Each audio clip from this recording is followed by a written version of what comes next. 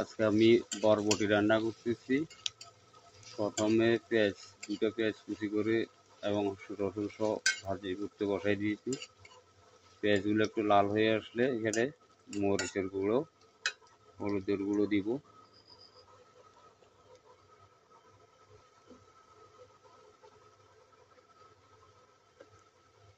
পরিমাণ মতো লবণ দিয়ে দিবেন।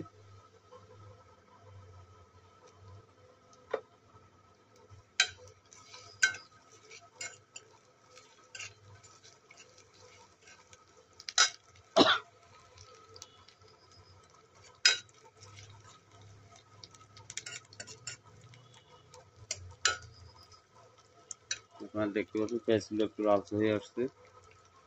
এখন মরিচের গুঁড়ো আর হলুদের গুঁড়ো দিয়ে দিব।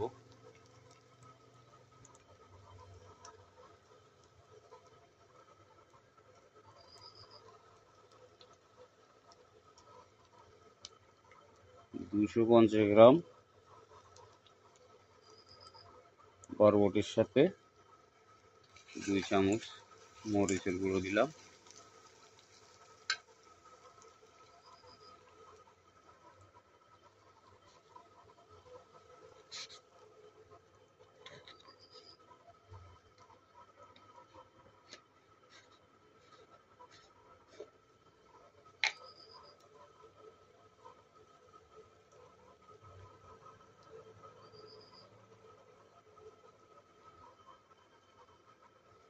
এক চামচ হলুদ দিলাম। মানে এগুলো কষানো হয়ে গেলে একটু মাছ দিয়ে দিব।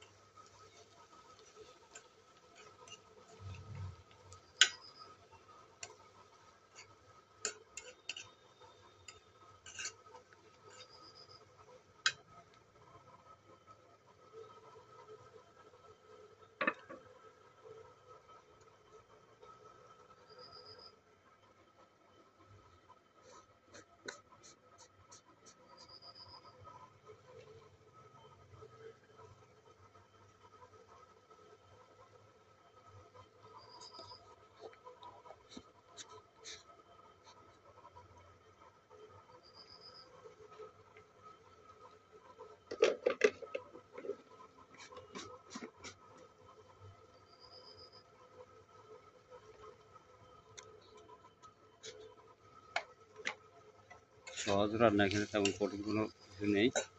সহজ রান্না করতেছি। পেঁয়াজ মরিচগুলো কষানো হয়ে গেছে, এখন মাছ দিয়ে দিব। আপনারা দেখতে পাচ্ছেন এখন মাছ দিয়ে দিচ্ছি।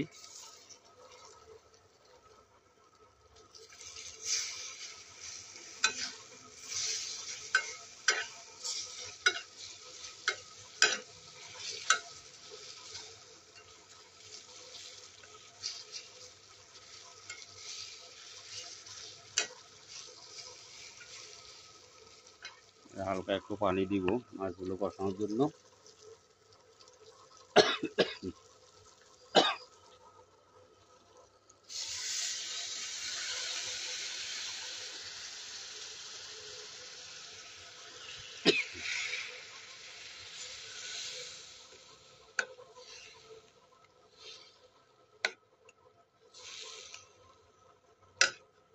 কিছুক্ষণ ঢাকা দিয়ে রাখবো। মাছগুলো কষানো হয়ে গেলে পরে বরবটি দিয়ে দিব। আপনারা দেখতে পাচ্ছেন এখন মাছগুলো কষানো হয়ে গেছে। এবার আমি বরবটিগুলো দিয়ে দিচ্ছি এর মধ্যে।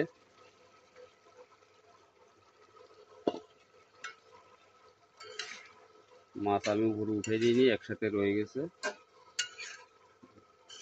বরবটি এখন ঢাকা দিয়ে রেখে দিব। নাড়াচাড়া এগুলো মশলা সহ মিক্স করে দিচ্ছি। ঢাকা দিয়ে রেখে দিব কিছুক্ষণ। তারপর বরবটিগুলো কষানো হয়ে গেলে পরিমাণ মতো পানি দিয়ে দিব। আমি ঝোল কম রাখি, আপনারা আপনাদের যেভাবে ঝোল খান সেরকম রাখবেন।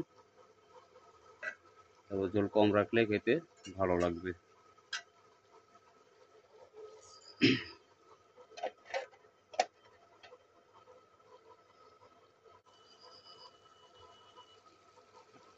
আপনারা দেখতে পাচ্ছেন আমার বরবটিগুলো কষানো হয়ে গেছে। এখন আমি পরিমাণ মতো পানি দিয়ে দিব।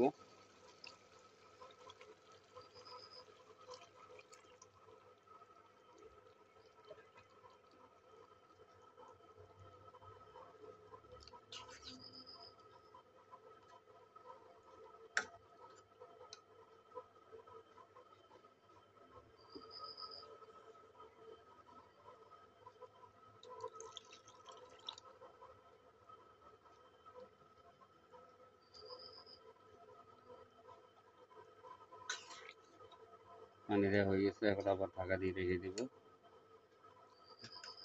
আপনি যেরকম ঝোল খাবেন ওইরকম ঝোল রেখে তরকারি হয়ে গেলে নামাই ফেলবেন। আমার রান্নাটা যদি আপনাদের কাছে ভালো লাগে, চ্যানেলটা সাবস্ক্রাইব করে বেল আইকনটা ক্লিক করে রাখবেন। আর রান্না কেমন হয়েছে, রান্নাটা কেমন লাগলো আপনাদের কাছে কমেন্টসে জানাবেন। আল্লাহ হাফেজ। আসসালামু আলাইকুম ওয়া রাহমাতুল্লাহি ওয়া বারাকাতুহু।